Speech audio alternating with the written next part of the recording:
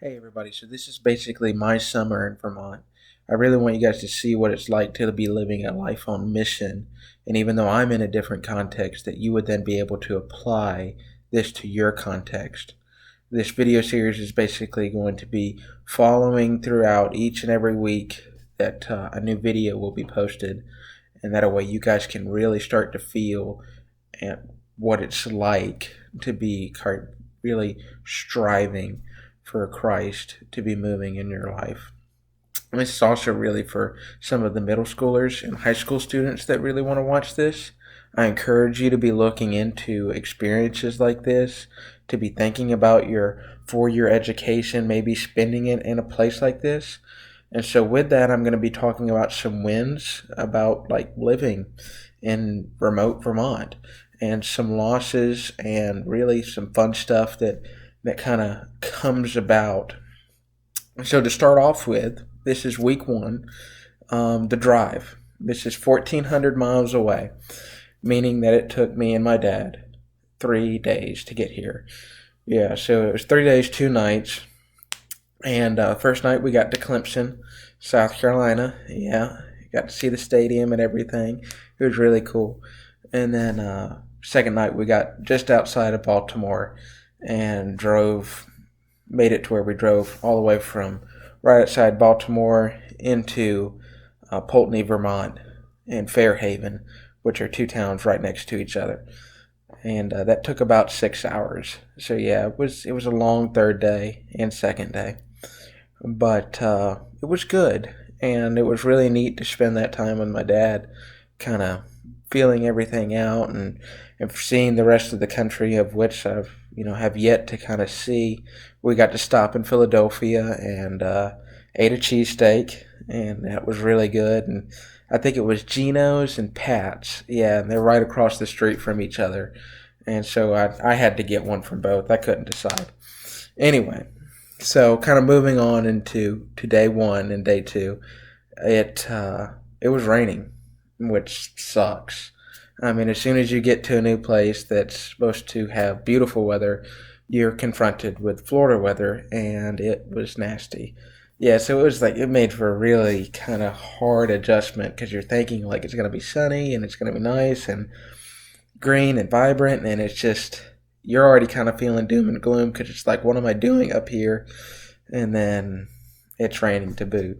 So, I mean, God just really kind of moved through that. And that was probably some of the losses that we experienced, kind of me and Emily Gray. The first week, kind of moving through it, it was just like, man, this is tough. Which kind of really moves into the really important stuff of this video is when you go somewhere like this, you really want to do it with somebody else. You really want to bring with you some, I wouldn't say slice of home, but some part of home, some friend, somebody that's going to stand beside you, add some familiarity to your context, because without it, it just feels like you're alone. And even though the church planter, Landon Warren, has been amazing, and his parents are the ones I'm staying with, they're unbelievable. I mean, it's really, they're great people. But when you're kind of yanked out of your comfort zone, being able to take some part of that back really, really helps make it kind of a home. And then really, so for the first 2 days, that was our adjustment. A lot of struggle, a lot of kind of like breaking into the mold of living on a town, or living basically not even in the town, near a town that only had one street. And yeah, so it's pretty small. And then finally, Landon, he kind of let that adjustment period set in, and then he started to give us some stuff to do. And so part of the projects coming up in this upcoming week is we get to drive around the whole New England area and visit 4 towns, and we're going to write a report based on these towns for NAM, so that next time when they send church planners and everything else, that they're not coming in there blind, not having anybody ever seen this place before, but they kind of know what's going on, both economically, spiritually. You can kind of really start to feel a town by taking a walk around it, doing some other research on it, which is, it's going to be interesting. And so that's going to really kind of feel our next week. And it'll be really cool to see that and get that done.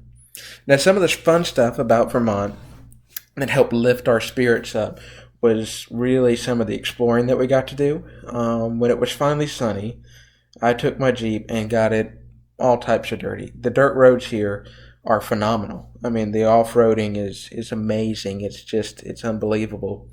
And you really kind of get a feel for it. I mean, it's really, really cool. And then we went kayaking and kind of got to experience kind of the bright side of Vermont. And yeah, so it's been a really good week. My prayer, or really what I want you guys to continue to pray, is that one, that we would help find a permanent place for the church that Landon Warren's going to plant.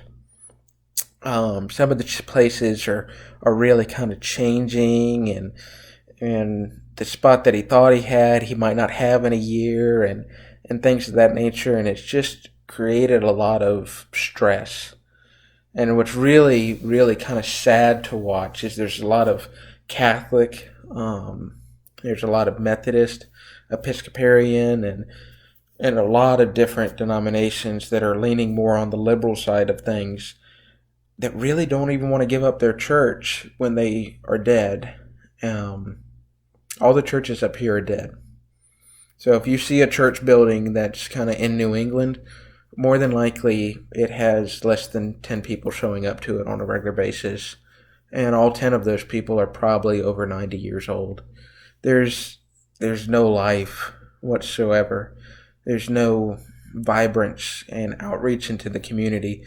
These churches are kind of just lagging on, and yet they're holding on so tightly to their buildings, and they're not going to give it to a different denomination for hopefully the spreading of the gospel. They just want their stuff. They're not really concerned about spreading the gospel.